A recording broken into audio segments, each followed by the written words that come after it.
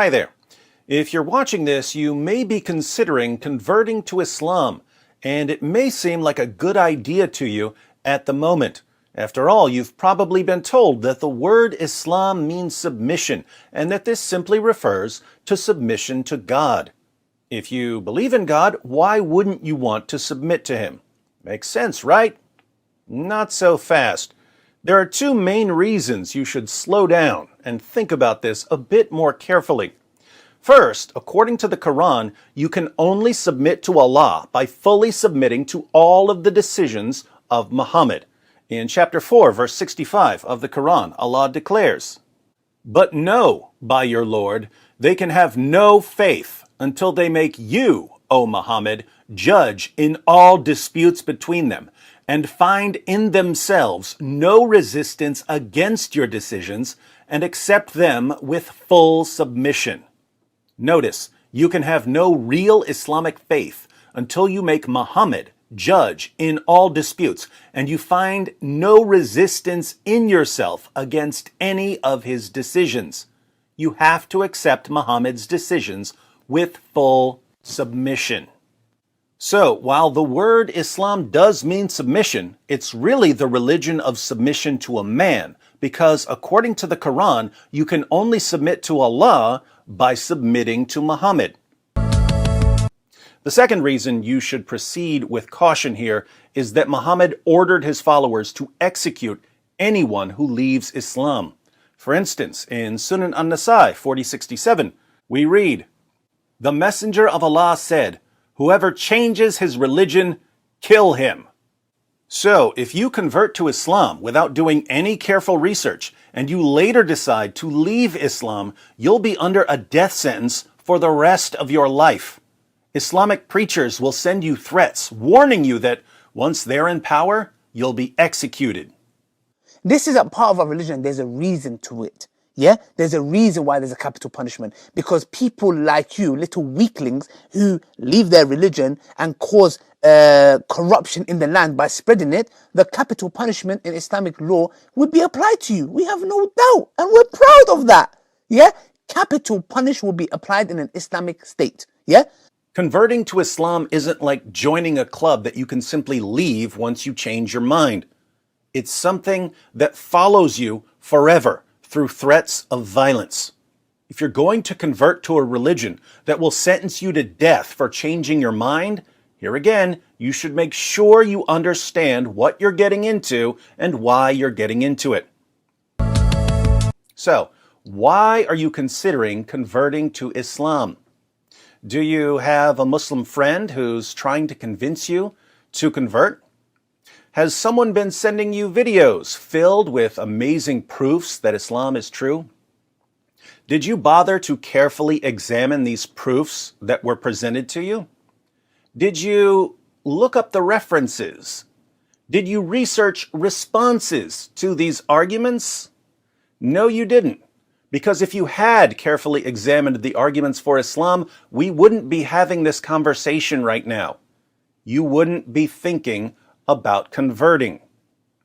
What would you find if you took a closer look at any of these arguments for Islam?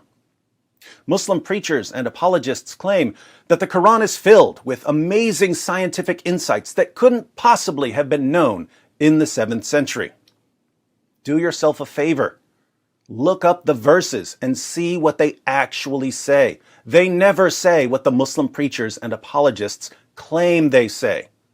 Islamic preachers take extremely vague verses that aren't saying anything scientific, and they insert modern science into these extremely vague verses and claim that the verses are making scientific claims. Nobody was really doing this, talking about the scientific miracles in this way.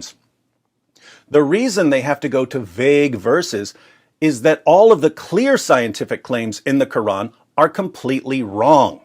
For instance, the Quran claims very clearly that the sun sets in a muddy pool.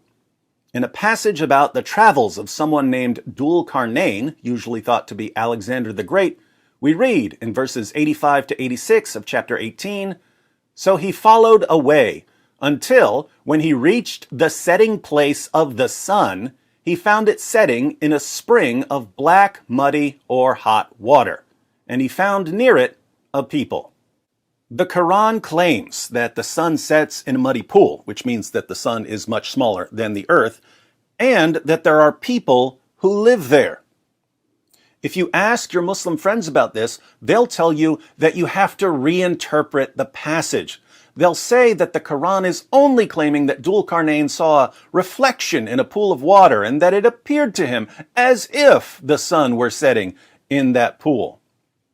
The problem with this reinterpretation is that Muhammad himself claimed that the sun sets in a pool of water. Sunan Abu Dawud 4002. It was narrated that Abu Dar said, "I was riding behind the Messenger of Allah while he was on a donkey, and the sun was setting. He said, 'Do you know where this sun sets?' I said, 'Allah and his Messenger know best.' He said, 'It sets in a spring of warm water.'"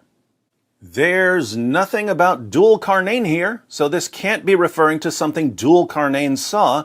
This is Muhammad telling his companions what happens to the sun when it sets. Like Allah in the Quran, Muhammad claims that the sun sets in a pool of water. You'll find these kinds of things all over the Quran. With science in your dawah and these scientific miracles in your dawah, and promoting them and promoting the people who use them, like Sheikh Uthman. And no disrespect to him, but I don't use scientific miracles. And many people who have used them in the past 20 years have moved away from them because they've recognized the problems associated with them. No, hold on. Back up, brother, back up. Where was the Prophet going around talking about the Big Bang in the Quran? Or talking about the embryology in the Quran? Where was he going around doing that?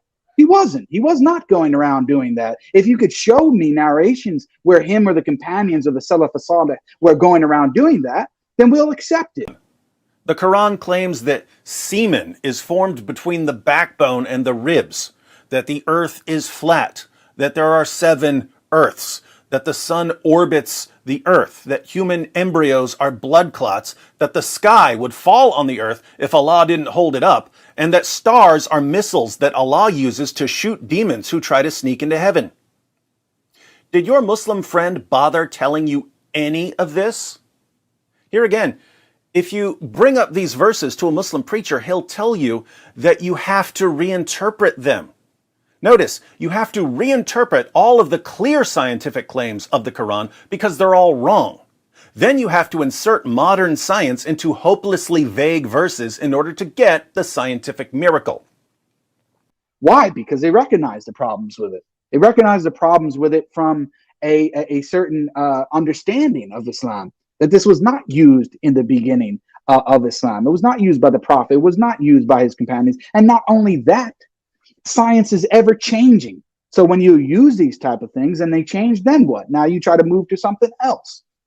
And so a lot of the du'at have moved away from this type of approach. Now you guys are still stuck maybe back in the 90s. I don't know what you're doing, okay, with this stuff that has largely been debunked and not accepted by even most Muslims. And most Muslim scholars don't really accept this approach.